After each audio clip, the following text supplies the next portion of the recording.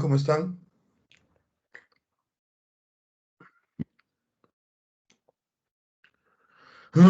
¿Qué tal? Buenos días.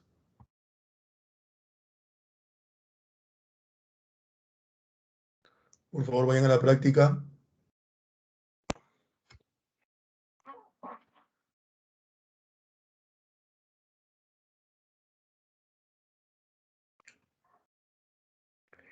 Hola Teresita, ¿qué tal? Buenos días.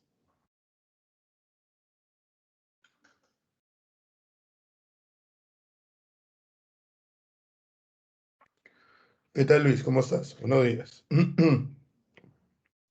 Vayan a la práctica, por favor.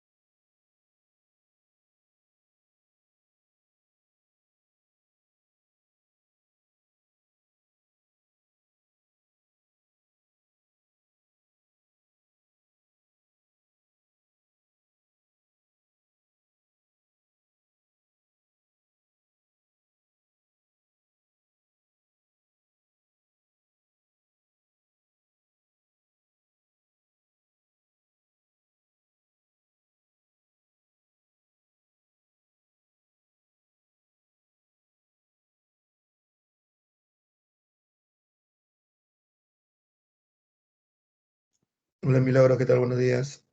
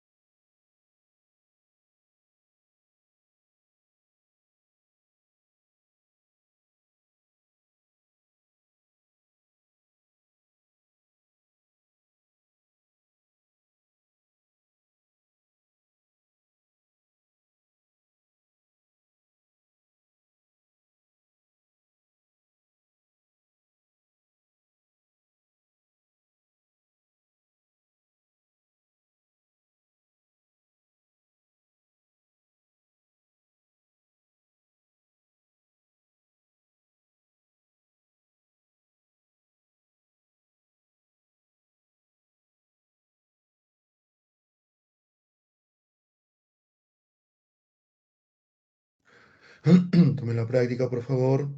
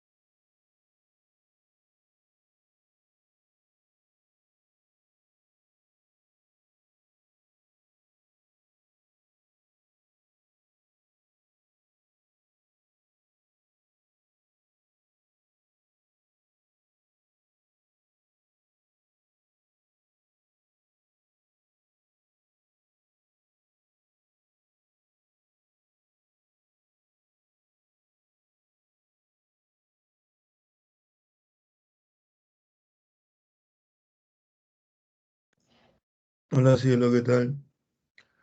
A la práctica, por favor. Quedan 2 minutos.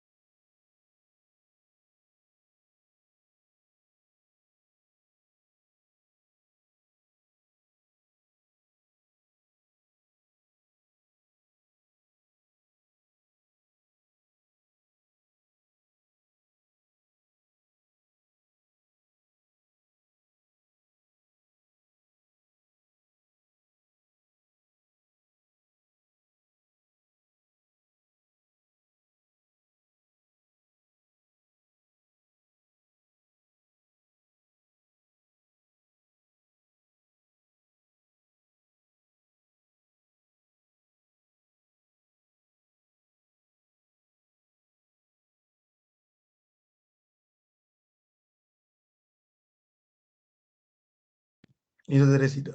Unos 2 minutos más y comenzamos.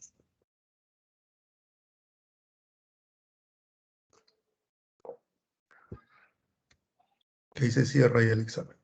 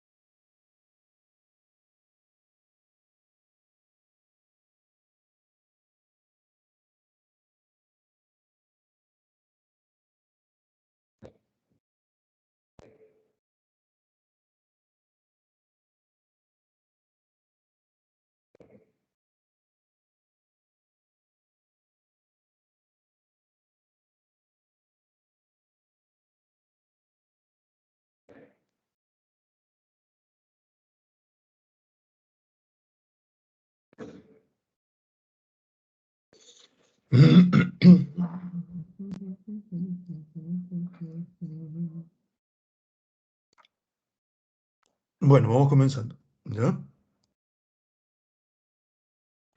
Hacemos un poco de teoría y después pasamos a las preguntas. Un ratito. Ahí está. En este caso, así como la semana pasada, que vino tres civilizaciones que no habíamos tocado, las cuales fueron hebreos, fenicios y persas, además de Egipto y Mesopotamia, que es harto conocido ya por ustedes. En este caso vienen dos también, que es China e India, ¿no? Ahí tienes el Taj Mahal. Eh, ¿Por qué no viene mucho India y China?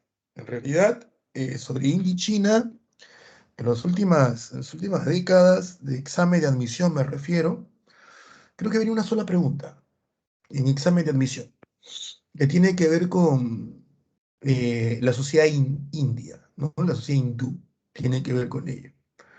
Y después lo que se ha venido bastante ha sido en simulacros, y obviamente en la pre, ¿no? Bastante.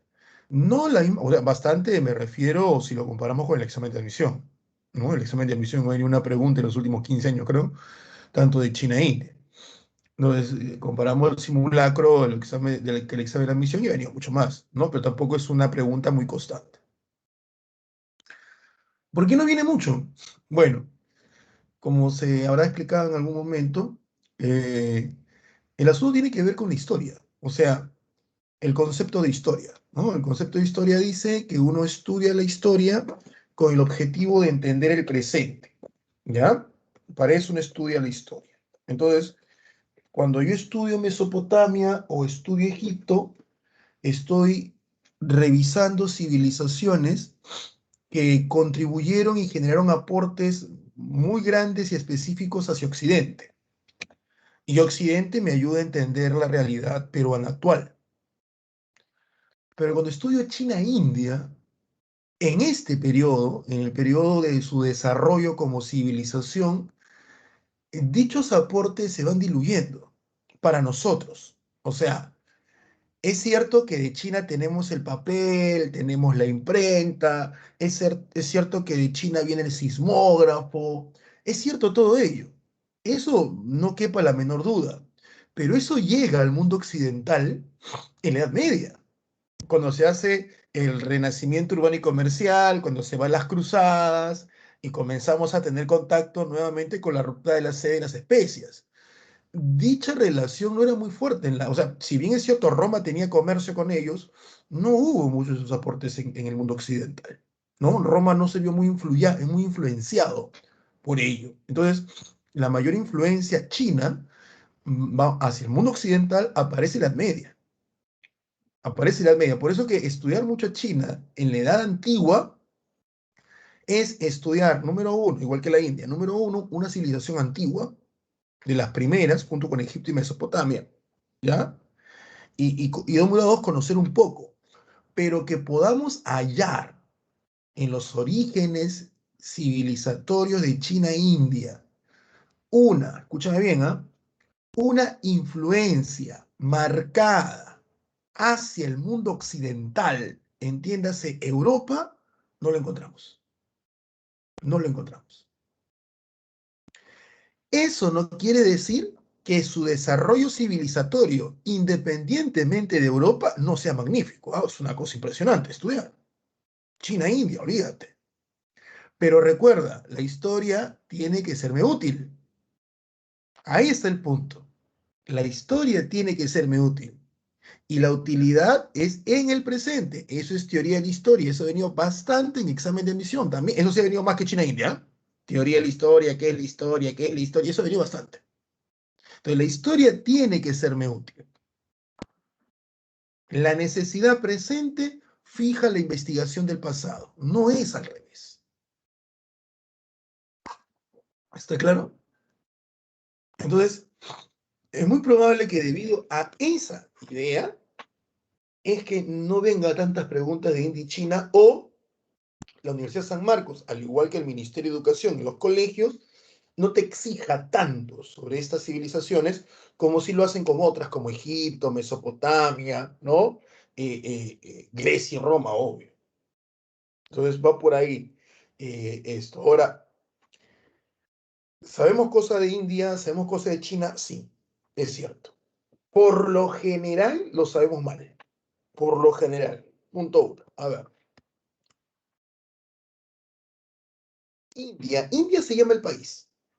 India se llama la civilización. India. Por lo tanto, el gentilicio de las personas nacidas en ese lugar, región o país es indio. Ese es su gentilicio, indio. ¿Está claro? Ahora, que la gente en esta parte del mundo lo utilice ese término como término despectivo, eso es otra cosa. Eso es otra cosa. Indio es el gentilicio de la persona nacida en la India.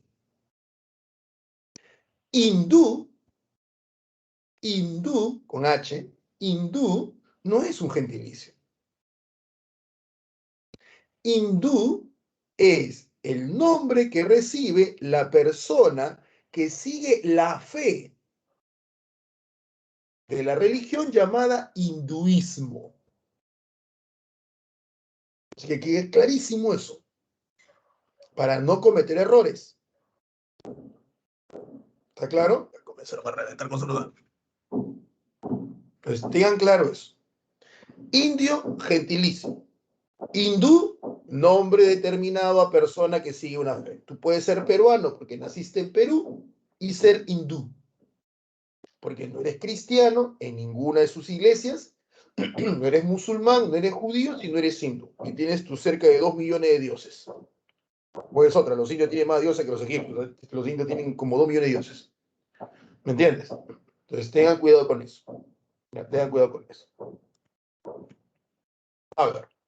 Primero tenemos el primer desarrollo civilizatorio, que es la civilización del Indo. Esto vendría a ser, si lo trasladamos al esquema, al esquema de prehistoria, era de piedra, metales, ¿no? Esto vendría a ser entre el periodo neolítico y edad de bronce. Esa es la civilización indo. Civilización indo. El primer periodo donde vemos el desarrollo de la agricultura en los valles del río Indo, ¿ya? El desarrollo de las aldeas y posteriormente la aparición de las ciudades, lo que en la Edad de Bronce se llama la revolución urbana, porque pasamos de aldeas a ciudades. Acá hay dos ciudades muy importantes, Mohenjo-Daro y Harappa, que se hallaron en el siglo XX. Ciudades que tienen cosas muy interesantes, ¿ah? Que analizar. Son ciudades grandes para la época y para la región, son ciudades grandes para la época y la región, ubicadas al lado de río, con un gran control, ojo, han hecho pregunta de esto, ¿ah? Con un gran control sobre los canales de regadío, sobre las aguas, canales de regadío, ya sea del río cercano o lagos cercanos, o también control de agua de lluvia, ¿ya? Las ciudades tienen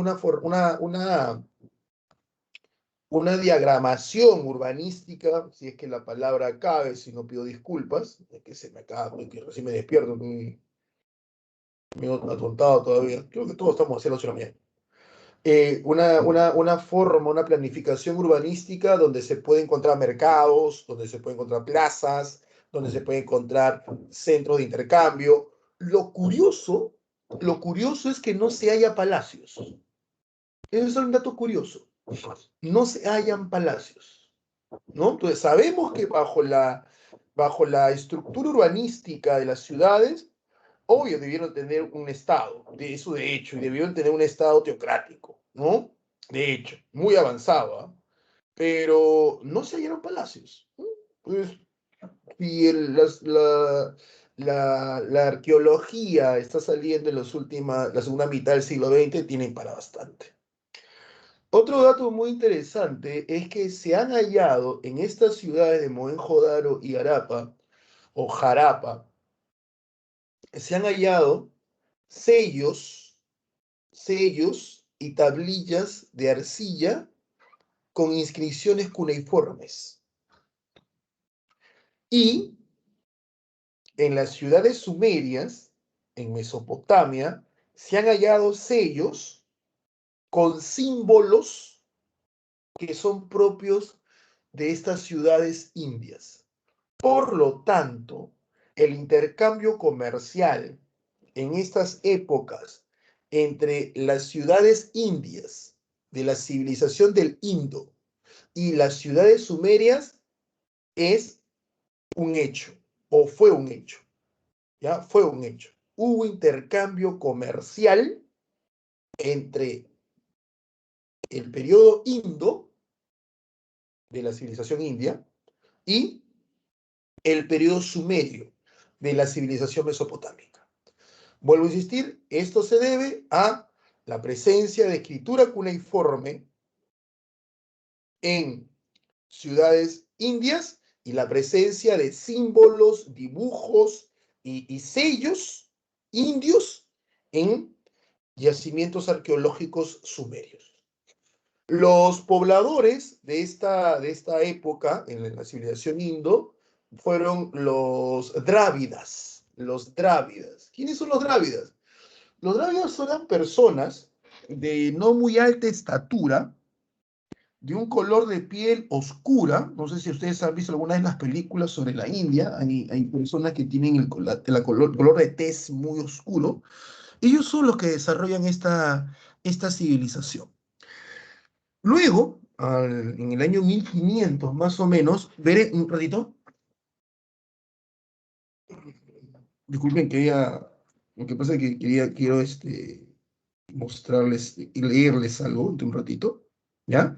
Luego, entre el año 1500 vemos la presencia de grupos arios, ¿no? Personas de tez blanca que llegan desde la parte norte de la India e invaden el valle y someten a la civilización indo, poniendo fin al periodo indo. Cuando llegan estos arios a la India, viniendo del norte, trayendo el hierro, trayendo la escritura sánscrita y el idioma sánscrito, hablan de una ciudad media de deterioro, hablan de ciudades semi-habitadas. Los textos que escriben los arios y que hacen referencia a, a la cultura anterior son bastante, los denigran bastante. Entonces, lo que los historiadores tratan de entender es, veo el texto, lo leo, lo entiendo, me imagino las ciudades tal cual los arios la describen, y luego veo el resto arqueológico y no hay coincidencia, ¿no? Es como que tu ex raje de ti, te pongan como la peor persona del mundo y después te conozco a ti y tú no eres así. Entonces, algo acá está pasando. Algo acá está pasando. O una de dos. O tu ex está dolido, dolida y está que te tira barro con ventilador. Es decir, o los indios, los arios tratan de justificar su invasión colocando a los drávidas de la época indo como una civilización muy menor, ¿no? O, o tu ex te conoció en un periodo de tu vida donde tú estabas bien bajoneado o bien bajoneada. Y ahora que nosotros te conocemos pues mucho más estable. Lo mismo. O los arios, cuando invaden el Valle del Indo, estas civilizaciones ya venían en franca decadencia y algo les pasó. Tal vez un cambio climático, sequías. Algunos historiadores hablan de o mencionan de ataques por grupos seminómades que han ido poco a poco golpeando estas ciudades y que las van pues disminuyendo hasta que llega la gran invasión de los arios, ¿no? Que a diferencia de las otras que atacaban y se iban, saqueaban y se iban, estas vienen y se quedan. Entonces, por ahí hay muchas explicaciones. Y otra cosita más, mira, mira lo que permíteme que te lea algo, ¿no? Pero quiero que entiendas lo que voy a explicar después, ¿no? Me estoy tomando el tiempo porque la India nunca lo hemos visto. Bueno, cuando digo mi nunca, exagerado, ya parezco tóxico, ¿no? Nunca haces nada bien, no, nunca, no, soy clásica de tóxico, como dicen ustedes, la India no hemos visto, por eso me estoy tomando el tiempo, ¿no? A ver, mira lo que te voy a leer, ¿ah? Mira lo que dice acá. Esto es un poema, obviamente no son poesías, sino eso es un poema védico, de la época védica, de los arios, ¿no? La religión védica. Ellos son lo que traen la religión hindú. Ellos son lo que traen estos dioses. Mira lo que dicen ellos, ¿ah? Tu red es grande, oh heroico Indra. Tú eres fuerte y vales por 1000.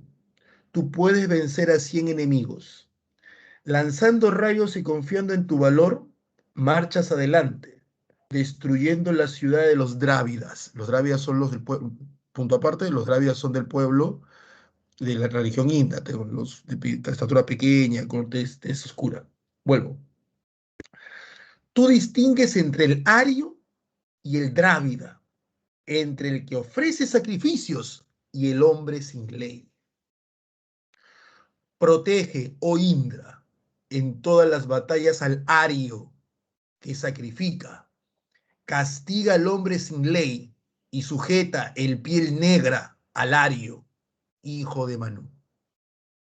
Tú, Indra, has humillado y muerto al drávida, has ayudado al color ario. Tú te has lanzado con tu carro de ruedas sobre los 70 jefes enemigos y has destruido sus 70,000 fortalezas. Maldice, oh Indra, al salvaje que detesta al Brahman, al que come carne y cuya sola vista es abominable. Oh Dios esforzado, en esta tierra de los 7 ríos, tú has desviado la flecha del drávida que amenazaba al ario. Este es un himno del Rig Veda. Una de las cosas que llama atención de este himno es que los arios se sienten como todo invasor que justifica su invasión como superior al invadido, ¿no? Como superior al invadido. Por eso que él dice, yo hago sacrificios, él no, él come carne, yo no, ¿no? Él es el bárbaro, yo no. Pero además, resalta algo que era muy notorio, el color de piel. Yo soy blanco, él no lo es, ¿entiendes? ¿Por qué me tomo el tiempo de leer esto? Porque es de este periodo, del periodo védico, del dominio de los arios, dominio que no van a perder, es cuando nace posteriormente el símbolo de la esvástica. La esvástica o suástica o cruz gamada, que tan desgraciadamente famosa convirtió a Adolfo Hitler, es un símbolo de este periodo. Es un símbolo que significaba y que significa todavía para estas religiones esperanza, amor. Y cuando Adolfo Hitler, ya te has dado cuenta, pues, cómo se habrá el hombre pues, puesto cuando leyó esto, ¿no? Y entendió que el ario. Entonces, Hitler, perdón, no, Adolf Hitler, como le dicen en algunas regiones de Alemania, leyó esto y él dijo, acá está el nacimiento de los arios, este es el corazón de nosotros, ¿no? Y por eso es que él toma un símbolo que él no crea, sino que él se apropia y lo desgracia, pobrecito, ¿no? En este periodo, obviamente, en la nueva estructura social que crean los arios, ellos se ubican en la cabeza. Y es ahí donde ellos establecen una sociedad de castas, pocas veces vista en la historia y que todavía perdura. Una sociedad de castas es una sociedad donde no existe movilidad. No existe movilidad. No hay forma que haya movilidad. Ni para abajo ni para arriba. No la va a haber. No hay mecanismo. Nada que me caso con el príncipe. Nada. Que me nombran caballero, que noble por recompensa. Nada. No existe. No hay forma. Naces en un grupo y en ese grupo te mueres. Simple. No solamente eso, naces dentro de una casta que tiene una actividad profesional o laboral y de esa casta no te mueves. O sea, naciste dentro de la casta de zapateros y tu destino ya está marcado. Serás zapatero y te casarás con hija de zapatero y tu hijo será zapatero. No hay forma que muevas eso. Y hasta el día de hoy se mantiene. No hay forma. La gran división eran los brahmanes, que son los grandes sacerdotes del dios Brahma. El dios Brahma es el dios de todo, ¿ya? Los brahmanes son la boca del dios, ellos están a la cabeza de la sociedad. Luego vienen los kshatriyas, que son los guerreros, que son los brazos del dios. Luego los vaisas, que son el cuerpo, ellos son los comerciantes. En algunos libros ponen que son los comerciantes y los campesinos. Y los sudras son los pies, que vendrían a ser los esclavos. En algunos libros ponen esclavos y campesinos. ¿Ya? No te hagas problemas. Entonces, Brahman, boca, sacerdotes. Kshatriyas, guerreros, brazos. Vaisa, comerciante y campesinos, cuerpo. Sudras, esclavos. Hay un grupo que son los impuros, los detestados, los apestados, que son los parias, que son aquellos grupos que rompieron las leyes. Entonces, ellos son los parias, los detestados, los apestados, los sin clase. ¿Mm? Somos seres humanos y los seres humanos necesitamos una promesa A. Todos necesitamos una promesa A. Somos seres humanos, ¿ya? No nos gusta estar tranquilos. Entonces, esta promesa A te la da a través de una invención que la cultura india por parte de los arios creó. ¿Y cuál es? La reencarnación. Así como a ti te habrán dicho o tú habrás escuchado alguna vez, tal vez no hacia ti directamente, sino otra persona y te han dicho, hijito, hijita, yo sé que quieres salir, yo sé que te quieres divertir, tus amigos están saliendo, hijito, hijita, hay sacrificios que hacer en la vida. Estudia, estudia, prepárate, estudia.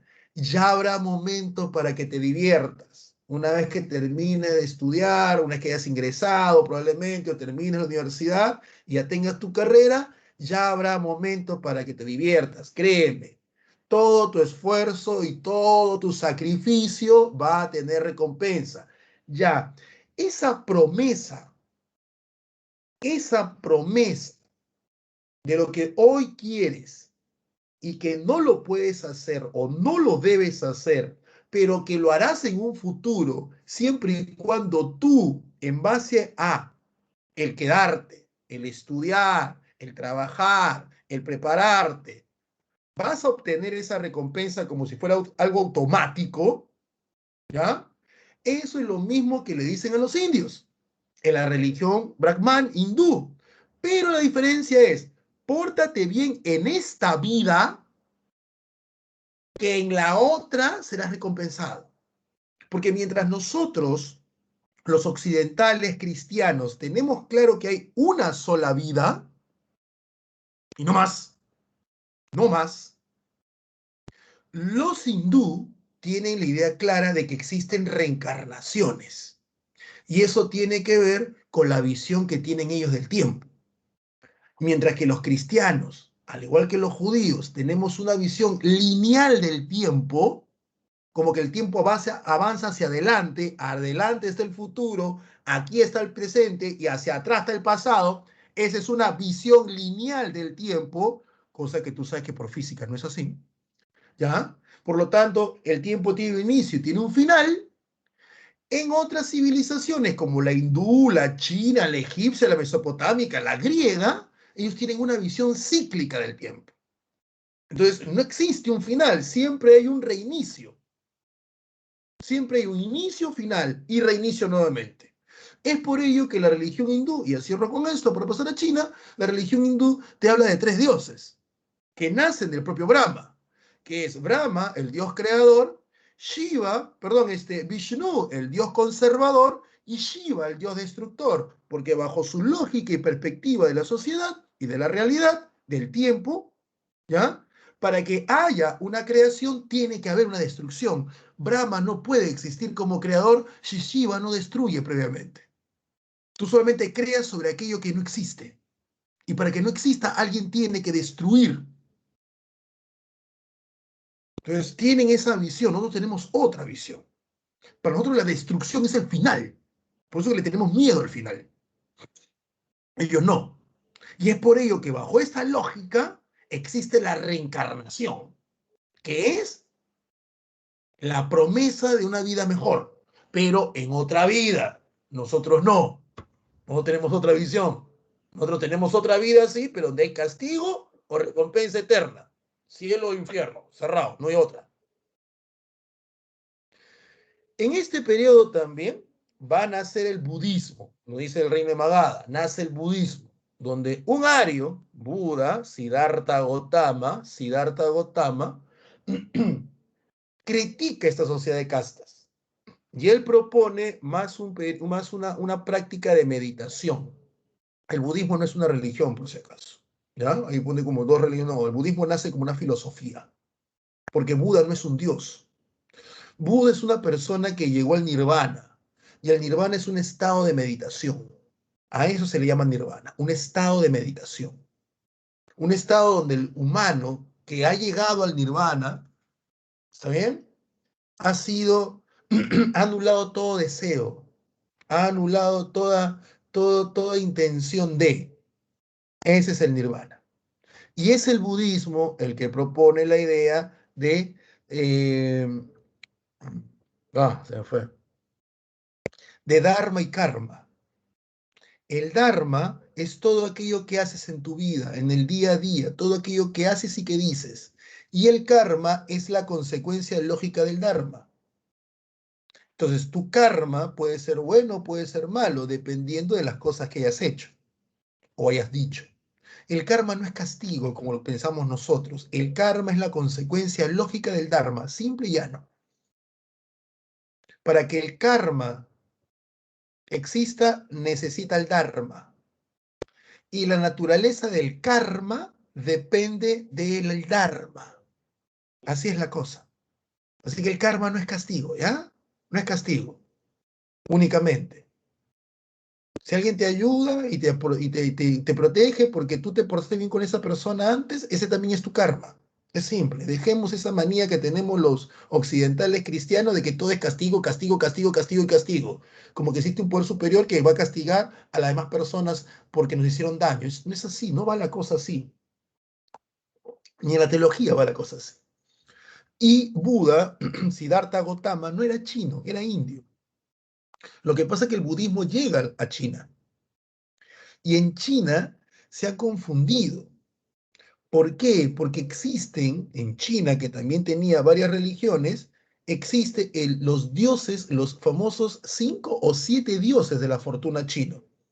Y en esa época la fortuna no solamente era tener dinero, sino ser gordo en China. ¿Por qué? Porque había poca comida. Entonces los gorditos eran personas que tenían mucho poder económico. ¿Entiendes?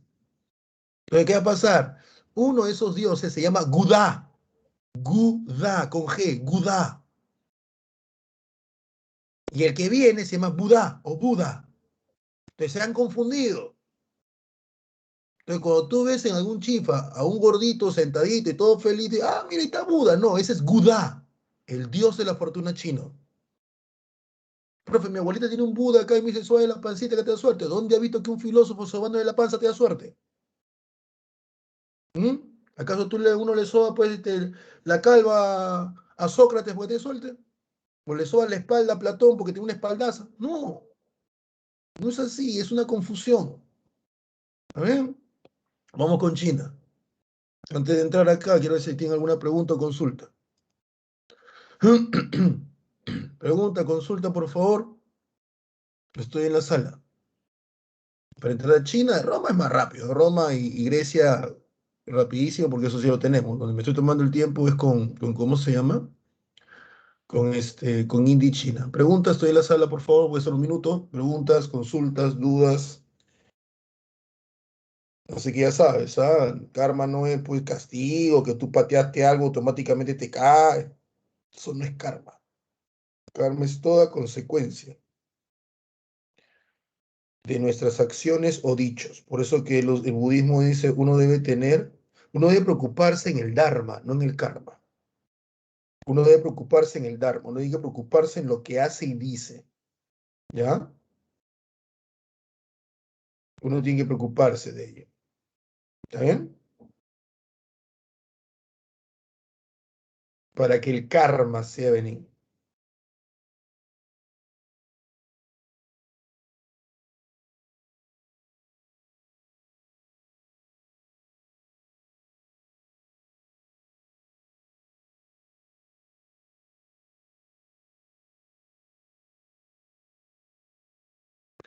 Listo, cielo. Los demás, preguntas, consultas, comentarios, dudas, y entramos, si no entramos a China.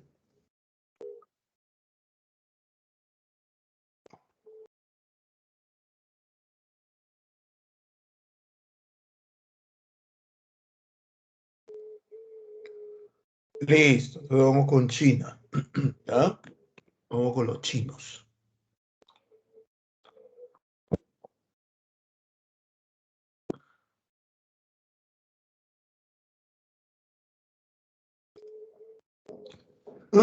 China es una civilización que se encuentra pues en la parte oriental de Asia, ¿no? Los chinos también tuvieron relaciones comerciales con los indios, por si acaso. Los chinos pertenecen pues a la etnia mongólica, ¿no? Por eso la característica que tienen ellos, que tienen los mongoles, que tienen los japoneses, que tienen los coreanos, ¿no? Eh, China tiene dos ríos, la India tenía el Indo y el Ganges, China tiene dos ríos, que es el río Azul y el río Amarillo. Según su tradición, ellos nacen en el río Amarillo, ¿no? Y los indios, perdón, los chinos, ¿qué con los indios? Los chinos te hablan que el universo se crea gracias a Pancú, ¿no? Pancú es un gigante que nace de un huevo que existía cuando lo que había era nada. Entonces este huevo se parte en dos y Pancú tiene que estar separando los dos cascarones. Y esa separación de Pancú, de este gigante, demora cerca de 100.000 años, creando el yin y el yang, el arriba y el abajo, los opuestos, pero que se complementan al mismo tiempo, ¿no? Entonces, él hace esa separación. Él demora en nacer 100.000 años, demora en separar el cascarón 100.000 años, y al final queda tan cansado y agotado que se echa a dormir por 100.000 años. Muere, y del cuerpo de Pancú nacerá la tierra, ¿no? De un ojo de Pancú nacerá el sol y del otro la luna. De la sangre de Pancú nacerán los mares, ríos, lagos. Y de los piojos de Pancú los seres vivos. Descendemos los piojos. ¿Mm? No es lo que piensan los chinos. Vamos con las dinastías. La dinastía Shang. ¿Qué tal? ¿Qué tal la pronunciación? Dinastía Shang. Los chinos, en primer lugar, recuerden esto, los chinos se escriben en monosílabos, ¿ya? Al igual que los coreanos, ellos se escriben en monosílabos, por eso que ellos tienen sus términos son Shang, Shou, Xin, Han, ¿no? Hasta sus nombres, ¿sabes? Ellos ponen primero el apellido y después el nombre, es Mao, Zedong o Mao Zedong, ¿no? Entonces ellos se escriben así, diferente a los japoneses se escriben con más sílabas, ¿no? Tanaka, es más largo, mucho más largo y pegado, los chinos no, pero bueno. Por eso que los nombres chinos como son Mao, Li, ¿no? Igual que los coreanos, igual que los coreanos. Pero bueno, la dinastía Shang, que es la primera dinastía histórica, ahí vamos a ver el desarrollo de la Edad de Bronce. En este periodo se encuentran las primeras escrituras en huesos oraculares, se les llama, porque son huesos que se utilizaban para la adivinación. Tenemos después la dinastía Zhou, algunos textos lo escriben con Z, ¿no? Ten en cuenta que hay que traducir del idioma chino, que no escriben igual que nosotros. Nosotros tenemos una forma de escritura, tenemos una forma de lenguaje, que ustedes lo estudian, ya los chinos tienen totalmente distinto, así que hay que traducirlo. Por eso que a veces cuando lo traducimos bien. Durante años dijimos Mao Zedong, cuando luego se sabe que era Mao Zedong. Entonces va cambiando, así que no te hagas problemas si es que en algunos textos lo encuentras de manera distinta. Es la traducción, que no está clara. Viene la dinastía Zhou, que en todo este periodo vamos a encontrar reinos autónomos, ¿no? Ciudades que tienen su propio gobernante, sus propios reyes, su propio ejército. La dinastía Zhou, que es la Zhou del este y la Zhou del oeste, que tiene que ver que primero se establece en un lugar, luego fueron invasiones y tienen que moverse a otro lugar. Aquí encontramos los famosos reinos combatientes. En el último periodo de la dinastía Zhou, los reinos comienzan a enfrentarse entre ellos por el poder, generando una crisis política muy grave. Es en este periodo de crisis política, debido al enfrentamiento entre los reinos, producido pues por los recursos, por la necesidad, porque hay reyes guerreros, es que aparece la filosofía de Lao Tse y de Confucio. Lao Tse, que es primero un filósofo, que según la tradición dice que nació después de que su madre lo tuvo en su barriga 80 años.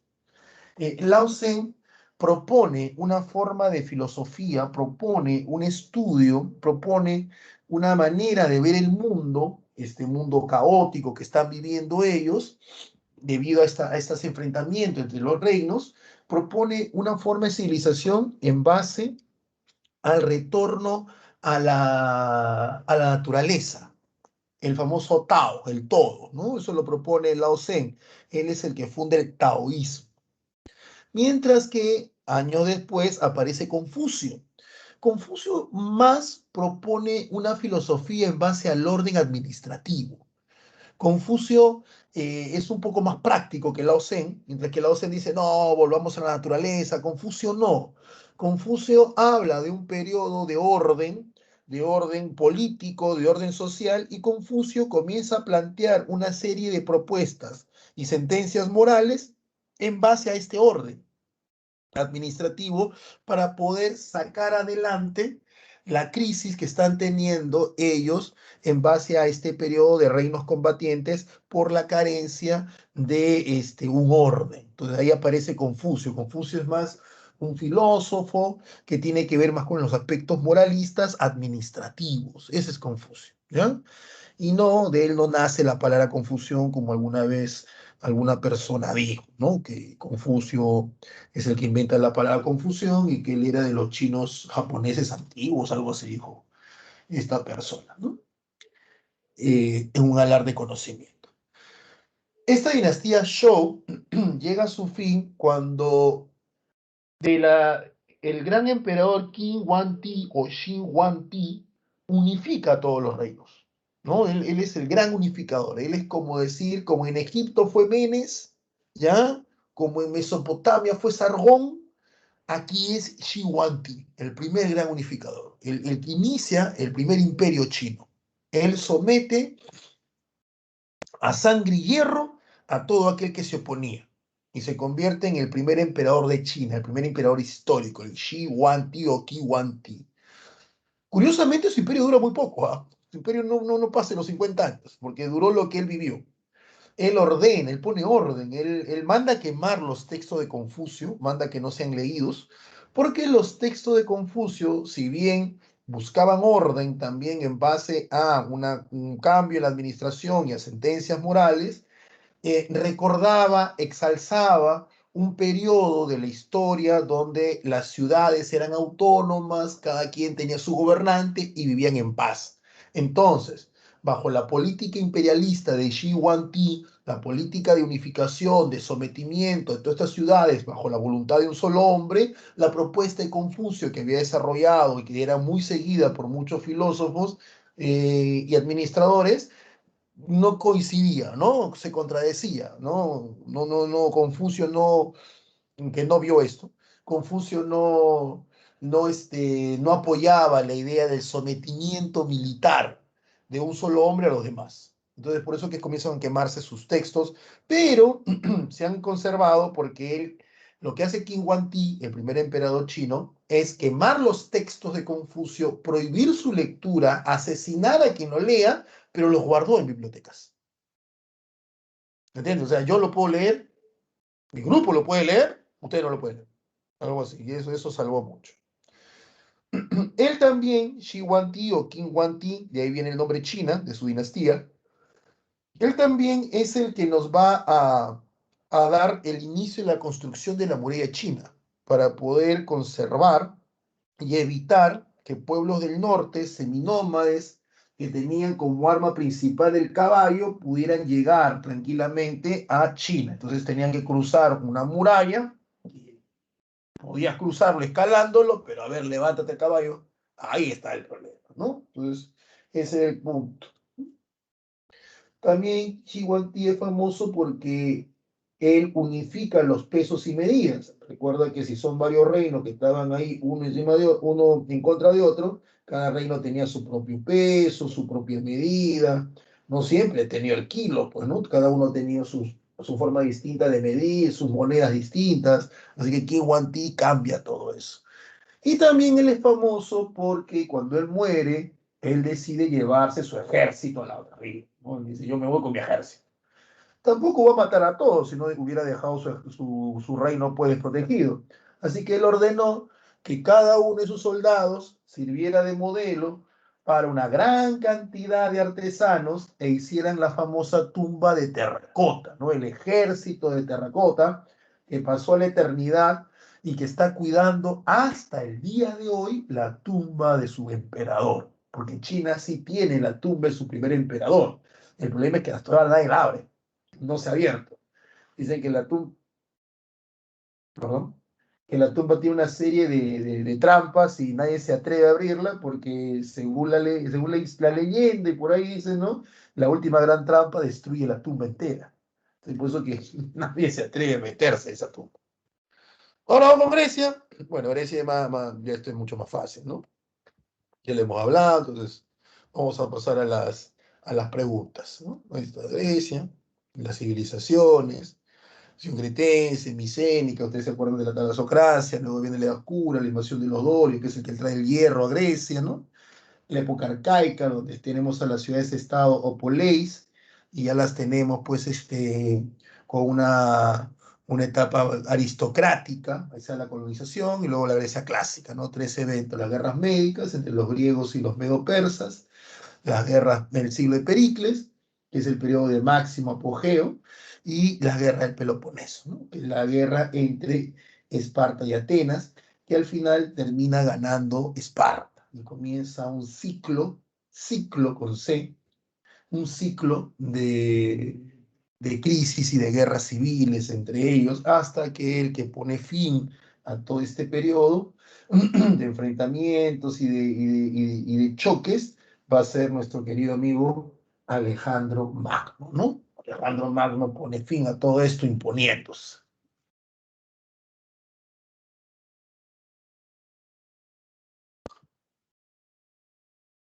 En Roma pasa por tres etapas: la etapa monárquica, la etapa republicana y la etapa imperial. En la etapa monárquica, recuerda, dos dinastías, la latina y la etrusca, siete reyes, cuatro para la dinastía latina, tres para la dinastía etrusca, el fundador Rómulo, que también fue fundador del Senado. Son los patricios, los descendientes de los fundadores, los que terminan con la monarquía, cuando destronan al último rey Tarquino el Soberbio. Los patricios crean la república inicialmente solo era para los patricios, nada más. Por eso que se habla que la república al inicio era una aristocracia, ¿no? Una aristocracia. Esa es la república. Luego viene la lucha entre patricios y plebeyos, donde los plebeyos, que son aquellos que no descienden de fundadores, van a estar enfrentándose para exigir, reclamar sus derechos. Eso va a ser en la primera etapa de la República, entre el siglo VI y el siglo III. Luego de esto vamos a tener, ¿ya? Vamos a tener que ya los plebeyos entran al poder, junto con los patricios, obviamente, y las guerras púnicas, que son las guerras entre romanos y cartagineses. Guerra que va a definir un gran logro para los romanos, comienza un proceso expansivo y comienza la crisis de la República también, ¿no? La incapacidad del sistema republicano para hacerle frente a tanto cambio. Esta crisis que durará cerca de un siglo, vamos a tener pues ahí a los hermanos Graco, la rebelión de Espartaco, la primera guerra civil Mario Sila, el primer triunvirato de Pompeyo, Crasio y Julio César, la segunda guerra civil que es el enfrentamiento entre César y Pompeyo, luego tenemos el segundo triunvirato, obviamente luego de la guerra, luego del asesinato de César. En el segundo triunvirato tenemos pues a Marco Antonio, Lépido y Octavio, y luego la llegada del imperio con Octavio a la cabeza, ¿no? con Octavio a la cabeza, que luego será conocido como Augustus o Augusto. Comienza el imperio, dividido en dos, ¿ya?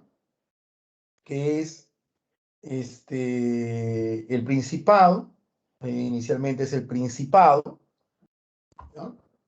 Ahí tenemos a Augusto, que lo inicia, el famoso siglo de Augusto, y luego tenemos el dominato que ya comienza con Diocleciano, ¿no? La famosa tetrarquía. Pues no se olvide que los griegos tenemos la filosofía, de los griegos tenemos la democracia o la idea de democracia, de los griegos también tenemos mucho de literatura, y de los romanos el derecho. El derecho, mucho de la visión actual de la sociedad tenemos de los romanos, mucho de la visión que también tenemos nosotros, de nosotros mismos tenemos de los romanos. Bueno, paso a la... Uy, ¿qué es esto? Paso a la sala y de ahí pasamos a las preguntas.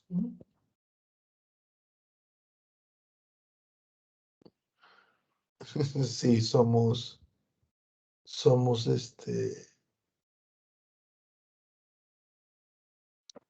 los piojos de Pancú, según los chicos, ¿no? Tengan cuidado, hay un rey que ellos llaman Wan Ti, que es el rey mitológico. Los chinos, ellos hablan de un rey llamado Wan Ti, ¿ya? Y este rey fue el que inventó el calendario chino, ese calendario con animales, ¿ya?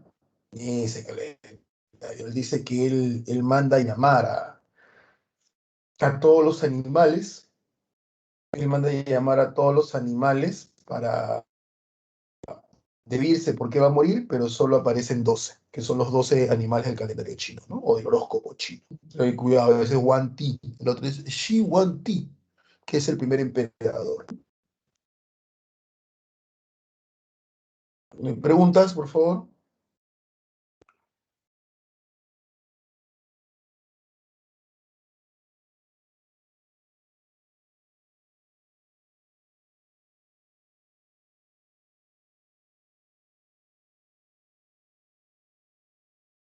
Pregunta.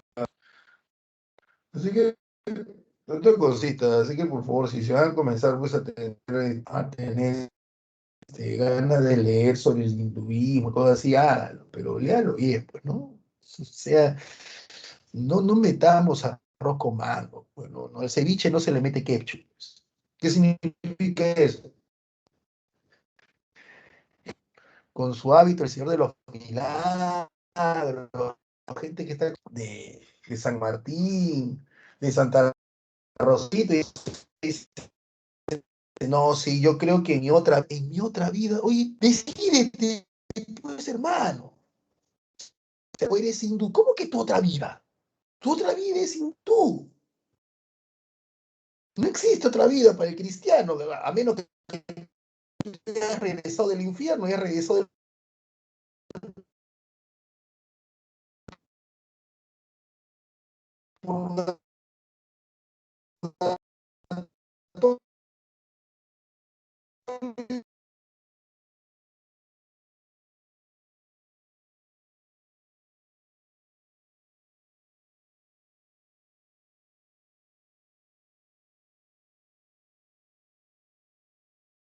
Bueno, ya volví. Dice, no, déjalo, hija, déjalo. Dios nuestro Señor no castiga ni con palo ni con piedra. Dios podrá todo en orden. El karma, ¿qué tiene que ver Dios con el karma? ¿Mm? ¿Qué tiene que ver Dios con el karma? Dios es cristiano, el karma es budismo. ¿Qué tiene que ver? Dios, el cristianismo, budismo. Así que esos zancochados que a veces tenemos en el cerebro, ¿no? Por favor, ubiquemos. Pregunta rápida.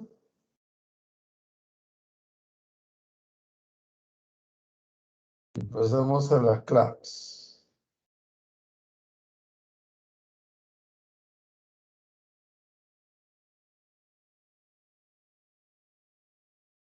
Mm.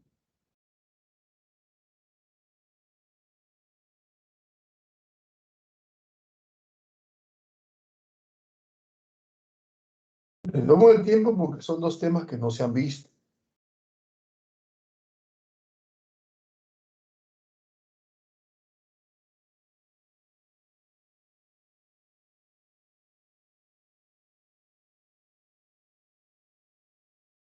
Sigo teniendo problemas de audio, por favor, avísenme antes de pasar las claves, porque ahí sí no voy a poder leerlos.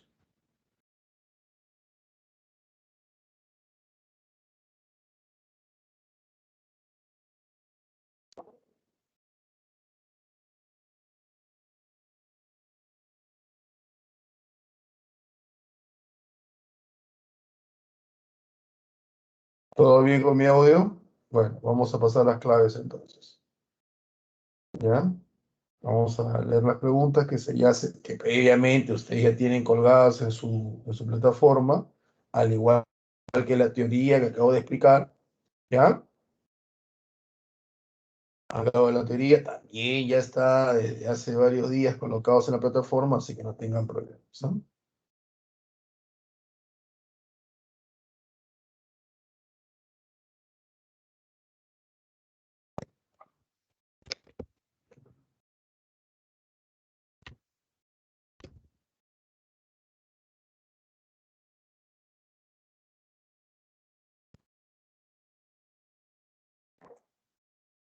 Ah,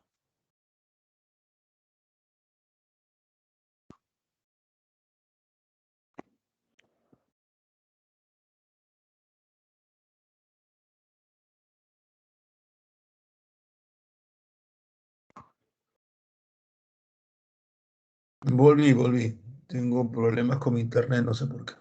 Ya. ¿Se me logra escuchar bien? Por favor, confírmenme. Voy a entrar a hacer las preguntas.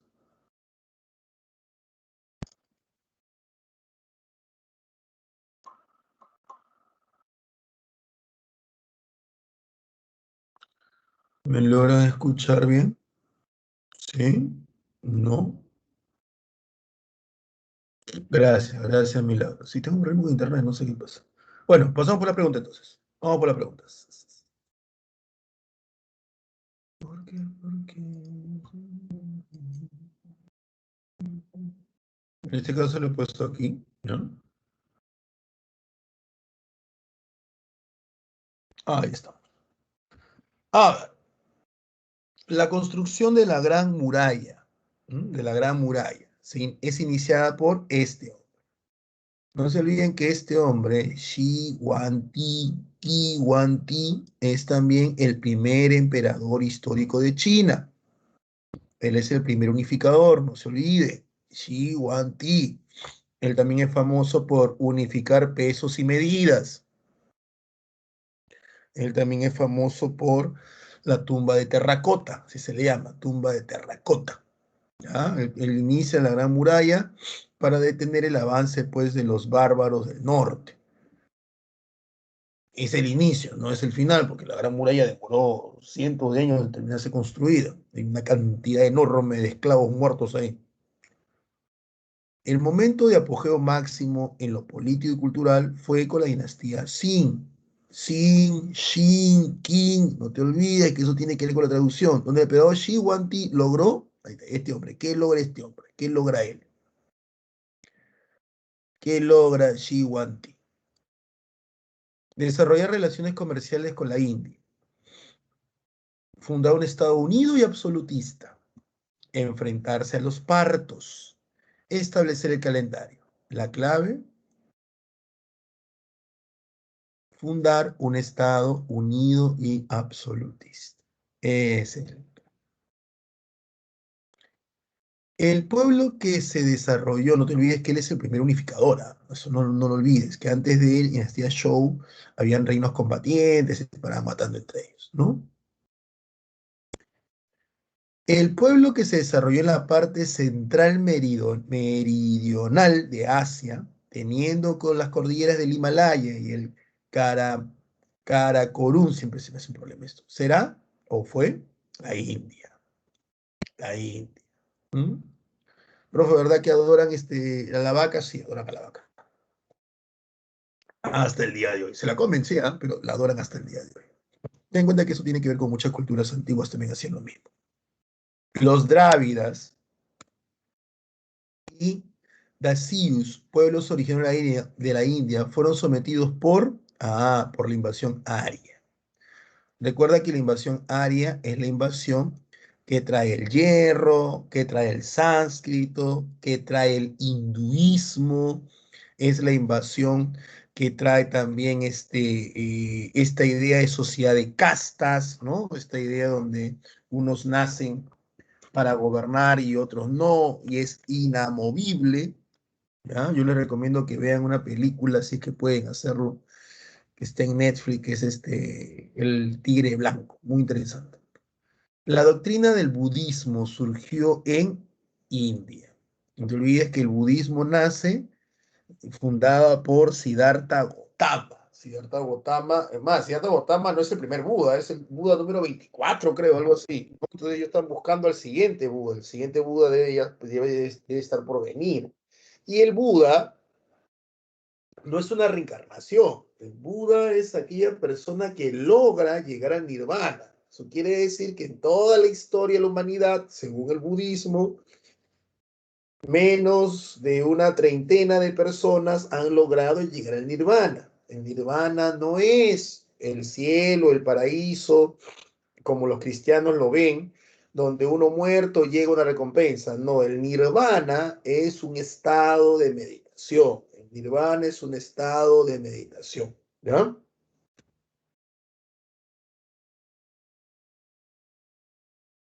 Acerca de Mohenjo-Daro y Harappa en la sociedad hindú, podemos afirmar que, a ver chicos, ¿qué clave sería en la pregunta 6?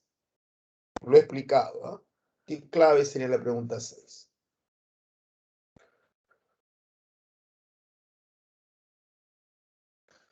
¿Cuál sería la clave de la pregunta 6? Voy a pasar a ver.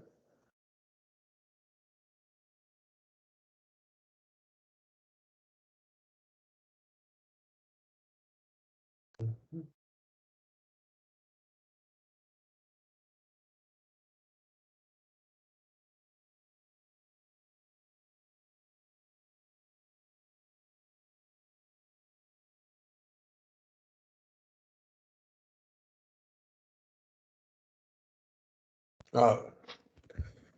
Fueron obras del ideólogo Buda, Mohenjo-Daro, Harappa. Congregaban a todos los devotos del dios principal Marduk. Bueno, Marduk en realidad es un dios mesopotámico. Asimilaron muchos elementos de la arquitectura árabe, los árabes. Fueron ciudades con gran desarrollo urbanístico, la clave. Fueron ciudades con gran desarrollo urbanístico. No te olvides que Mohenjo-Daro y Harappa, ¿ya? Son ciudades del periodo indo, ¿ya? De los drávidas, no se olviden eso. En el Manarva Dharma, Sastra, conocido también como el código de mano, eso es traído, los guerreros y los encargados del gobierno se llamaban, ¿cómo se llaman los guerreros? O sea, en el código de mano, que esto es el código establecido por los arios, los invasores, ellos establecen, pues, según la sociedad de castas, quién están arriba, quién están abajo, etcétera, ¿no? ¿Quiénes son los guerreros? Los brahmanes, los kshatriyas, los vaisas o los sudras. A ver, te leo. ¿Quiénes son los guerreros? Por favor, estoy en la sala. ¿Quiénes son los guerreros? Según la sociedad de castas.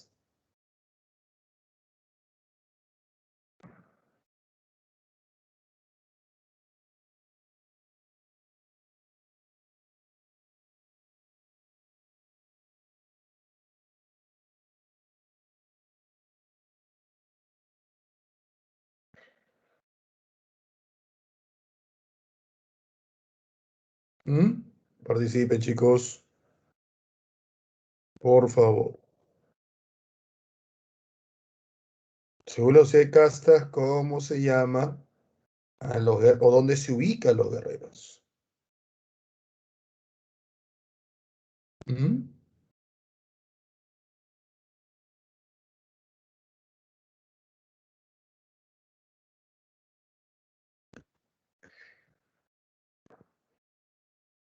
Exacto, Milagros, ¿no? Los guerreros son los brazos del dios Brahma, y son ellos los kshatriyas, porque los vaisas son los comerciantes y campesinos, y ellos son el cuerpo del dios Brahma, mientras que la boca, en la cima, son los brahmanes, y los sudras son los campesinos, ¿no? Los esclavos. Brahmanes son la boca, son los sacerdotes, kshatriyas son los guerreros, los vaisas son los comerciantes y campesinos, los sudras son los esclavos. Y los que no están aquí son este, los parias. Los parias vendrían a ser ese grupo que trató de romper los códigos y que se ha vuelto desclasado, ¿no? Ellos no deben ser observados, no deben ser vistos, es más, y se dice que su sola presencia ofende a los demás grupos. Cuando tú caminas por la calle, dice el código, y te rozas tu cuerpo con la ropa de un paria, tienes que automáticamente desnudarte y quemar esa ropa porque ha sido totalmente contaminada por este paria. Cuando tú te cruzas con un paria, ni siquiera deberías escupirlo porque manchas tu escupitajo con él. A ese nivel sean los parias, ¿no? El sudra que se porta mal muere y se convierte luego en paria. Y uno dice, profesor, ¿y si eres un mal paria, en qué te conviertes? Ah, te conviertes en animal. Y el animal que los indios, y mira esto, acabas de encontrar algo, los animales que los indios no quieren que te conviertes es un burro. Es por eso, chicos y chicas, que dicen, estudia si no serás un burro. ¿Te acuerdas? No es que vayas a ser un burro porque el burrito sea brutito o cosas así, no. Lo que pasa es que ¿cuál es ¿por qué estudias? Tú estudias para tener una carrera. ¿Y para qué decir una carrera? Porque el chiste del trabajo es trabajar menos y ganar más. Esa es la idea, ¿no? Esa es la idea. Entonces, el pobre burrito, que es un animal pequeñito, no muy agraciado el burrito si lo comparamos con el caballo, pero es un animal que trabaja mucho debido a su fuerza física y tiene poca recompensa si es que lo comparamos con su primo el caballo, que trabaja menos, pero pues al caballo lo peinan, lo tienen bonito, ¿no? Es más elegante, etc. Entonces, ¿cómo se llama? El insulto cuando te dicen, estudia si no serás un burro, pasa no porque seas una persona de escaso entendimiento, sino que dices, estudia si no serás un burro porque serás una persona que al no estar preparado tendrás que trabajar mucho para ganar poco. Serás maltratado por la vida laboral. Ese es el insulto, ¿ya? Ese es el insulto.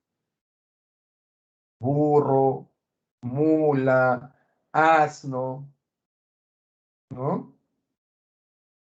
Ese es el insulto. Y ya sabes, ¿ah? Para insultar hay que tener conocimiento de historia. Siguiente. Ya entramos a Grecia. Los orígenes remotos de los griegos los encontramos en la antigua Creta, la isla de Creta. Tiempo después surgirá Micenas, ¿no? Eso, los famosos aqueos, que finalizará con la invasión de las tribus como los dorios, los jonios y eolios. Ah, esa es la invasión de los arios, que acaban con la cultura micénica y con toda la cultura egea en general. Pues ustedes saben que tanto el periodo micénico y el periodo cretense forman parte de la cultura egea. ¿Qué tipo de estado caracterizó a Creta y a Micenas? ¿Qué tipo de estado? Tiranía, democracia, talasocracia o timocracia. Te doy 30 segundos para que pienses, para que te hagas tus...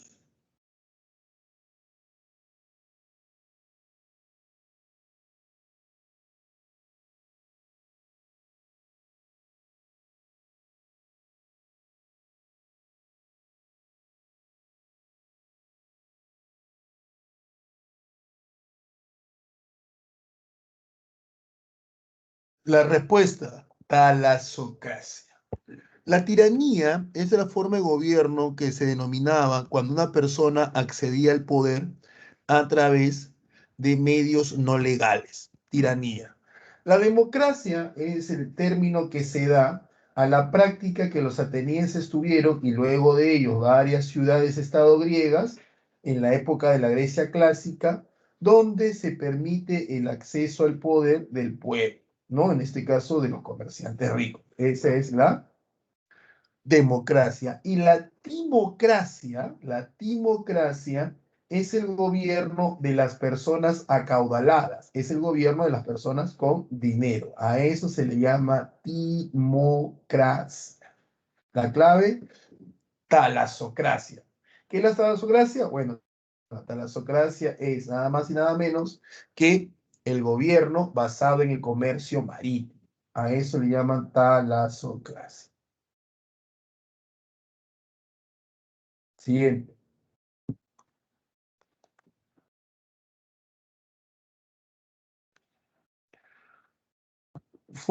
No, perdón, uno de los principales aportes de Grecia a la civilización occidental fue la organización política conocida como democracia, según la cual todos los griegos eran hijos de los dioses, los ciudadanos participaban según su condición económica, la ciudad tenía una organización basada en la división de poderes, los ciudadanos tenían acceso a cargos públicos. ¿Cuál es la clave? 30 segundos.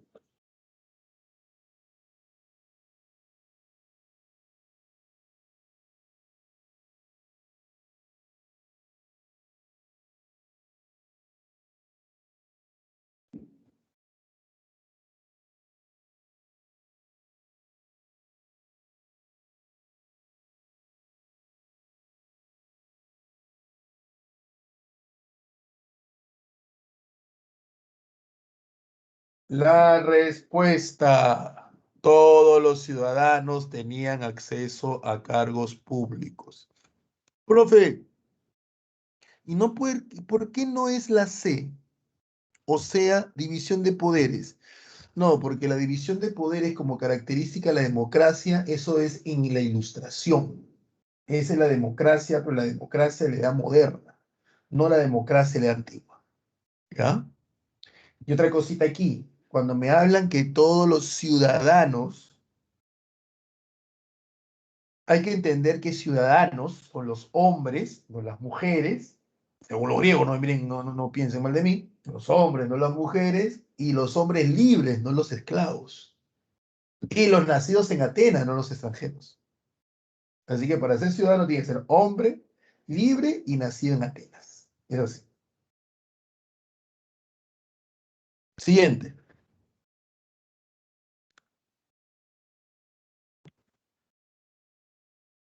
Principales características de la polis de Atenas. Énfasis en la formación militar y guerrera.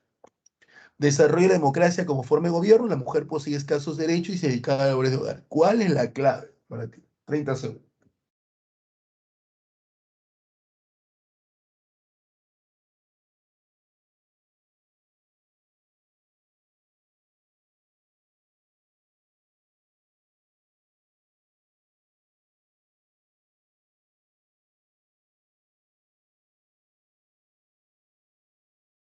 Treinta segundos. ¿Cuál es la clave?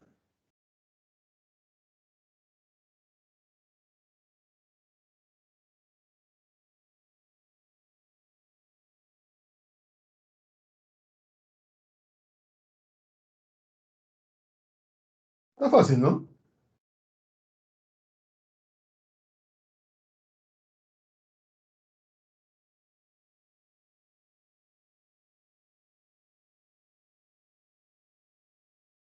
Primero, énfasis en formación militar, no, eso lo tenían los espartanos. Desarrollo de la democracia como forma de gobierno, sí, ¿no? Nace con Clístenes, la democracia es el padre, la democracia es Clístenes, y el que lo lleva a su apogeo es Pericles. La mujer posee escasos derechos, eso es verdad. Se dedicaba a la hogar, también es verdad, también es verdad. Profe, o sea que los griegos eran machistas, sí, eran machistas. ¿Hay que hacer algo? No sé qué vamos a hacer. Viajamos en el tiempo, no sé. Parte importante de la historia de los griegos en la antigüedad estuvo protagonizada por Esparta y Atenas. Al comparar estas dos ciudades podemos destacar que, uno, solo Atenas logró evolucionar políticamente hasta alcanzar la democracia. Dos, respecto al ideal de ciudadano, Esparta buscaba hombres cultos y bien preparados intelectualmente. Tres, la formación intelectual era la base del ciudadano ateniense. ¿Cuál es la clave? 30 segundos. Le dan bien.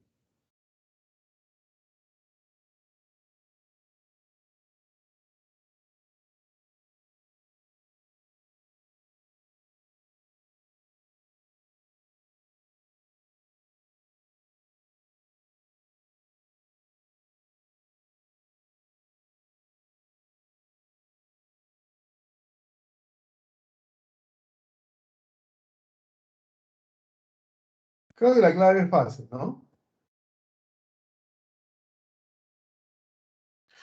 A ver, Atenas logró evolucionar, sí, ellos pasan a la democracia, Esparta no, Esparta se queda en aristocracia, aristocracia gobierno la nobleza.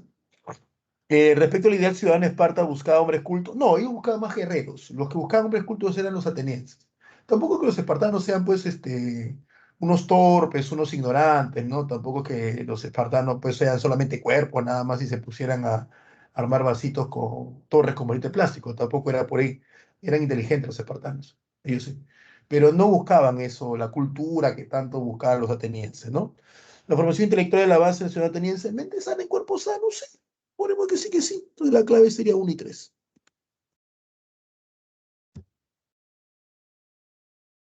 Siguiente. En la antigua Roma había un conjunto de magistraturas que concentraban ciertas facultades políticas. Uno de estos magistrados era los tribunos de la plebe, que representaban a los plebeyos ante el Senado y tenían derecho de veto en determinadas acciones, se encargaban de asesorar al cónsul, debían ser plebeyos libertos, o sea, plebeyos que antes habían sido esclavos y ahora están liberados, se encargaban de la contabilidad. ¿Cuál es la clave de la 2? Te doy 30 segundos.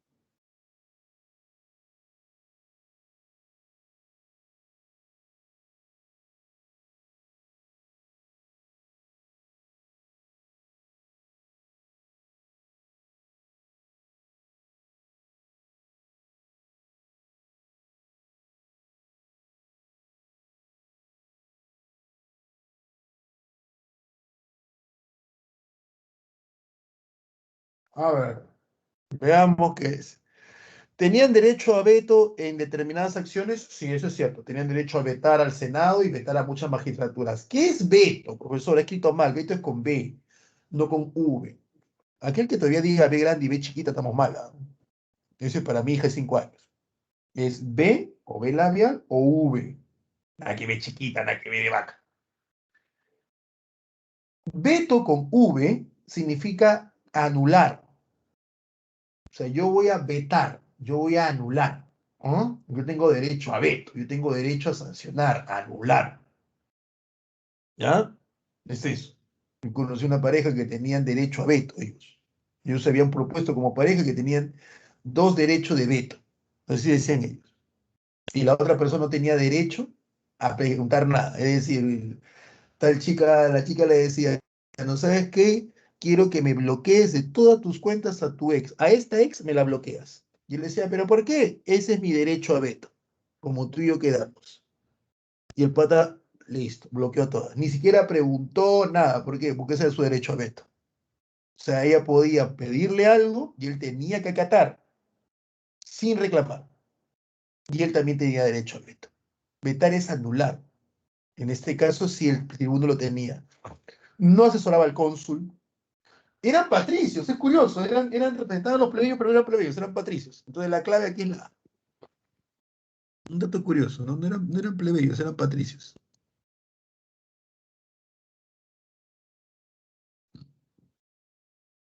La república se implantó en Roma en el año 509 antes de nuestra era. Antes de nuestra era, antes de Cristo es lo mismo, ¿ya? Y se mantuvo hasta la época imperial, el año 27. En los últimos años de la república estuvieron al cargo dictadores como Julio César. Durante este periodo se van sistematizando las leyes dando origen al derecho, siendo esto impulsado por En realidad todo esto es un dato, todo esto de aquí es un dato, ¿no? Todo esto es un dato que tú lo puedes quitar, ¿ah? Tú lo puedes desaparecer, porque la clave es esta, la lucha entre patriotas y plebeyos.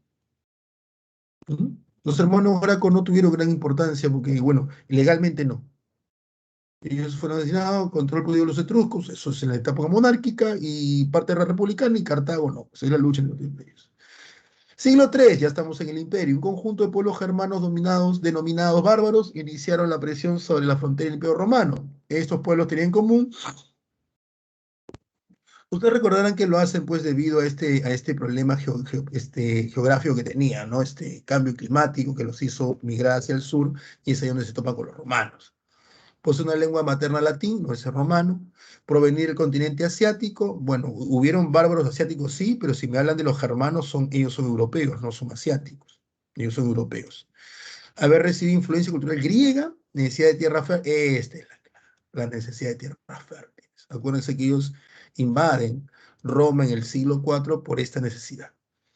Los pueblos bárbaros desarrollaron un determinado nivel de organización jurídica a través, los pueblos bárbaros desarrollaron un nivel, las ordalias y el huergel. ¿Qué es eso?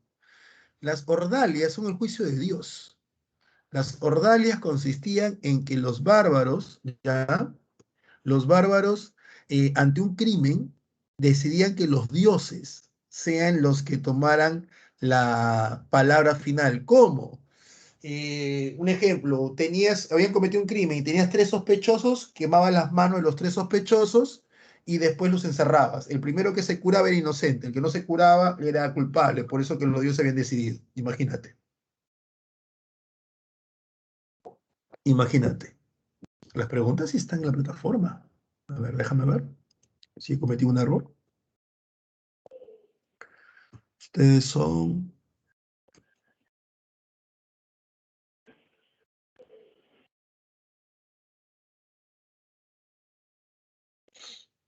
A ver.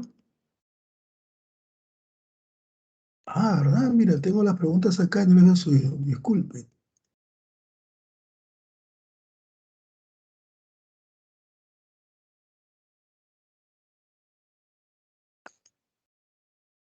He subido la teoría nada más. Ya están las preguntas. Disculpen.